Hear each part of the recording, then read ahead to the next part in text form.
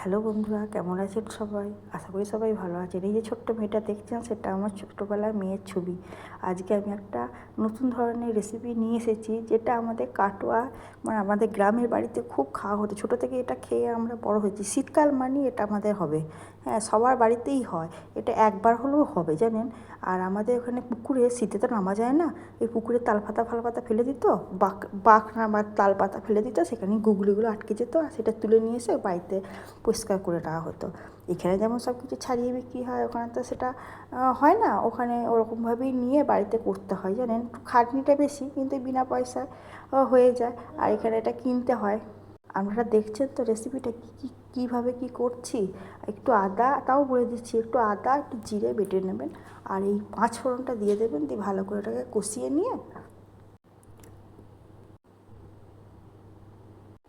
লাগে। এটা তো লাগলো, আগে সব সবজিগুলো ভেজে নিয়েছি একটু, জানেন তো, নাহলে পরে না একদম গুলে যাবে, সেই জন্য একটু একটু ভেজে নিয়েছি।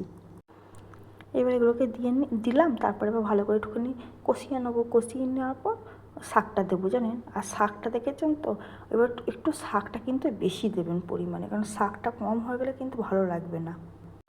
আর বন্ধুরা, এই দেখুন, এবার কষানো হয়ে গেছে। এবার আমি শাকটা দেবো। এবার শাকটা কিন্তু পরিমাণ মতো জলটা দেবেন। হ্যাঁ, শাকটা উঁচু আছে বলে অনেকটা জল দিয়ে দেবেন তা না, ও একটুখানি পরেই ও সারা বডি ওকে ছেড়ে দেবে। তারপর দেখবেন এতটা দেখে মনে হবে তরকারি, কিন্তু তখন দেখবেন এতটুকু হয়ে গেছে।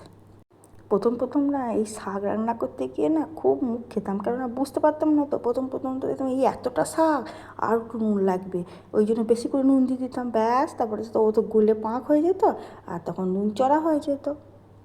এই শাক না খুব বিপদে ফেলে কিন্তু, জানেন। যারা নতুন দেখছেন তাদের জন্য বলছি, কিন্তু শাক কিন্তু প্রতি পদে পদে বিপদে ফেলে, সেই জন্যে খুব সাবধানে করবেন, জানেন। ওকে প্রথমটা থেকে বিচার করবেন না, কিন্তু কতটা কী লাগবে না লাগবে। ওকে একটুখানি হেজে যাওয়ার পর আপনারা বিচার করবেন কতটা নুন দেবেন, কী দেবেন না দেবেন। এটা যারা নতুন তাদের জন্য আমি বললাম, টিপসও বলতে পারো। এবার এটাকে ভালো করে সিদ্ধ করতে দেবো।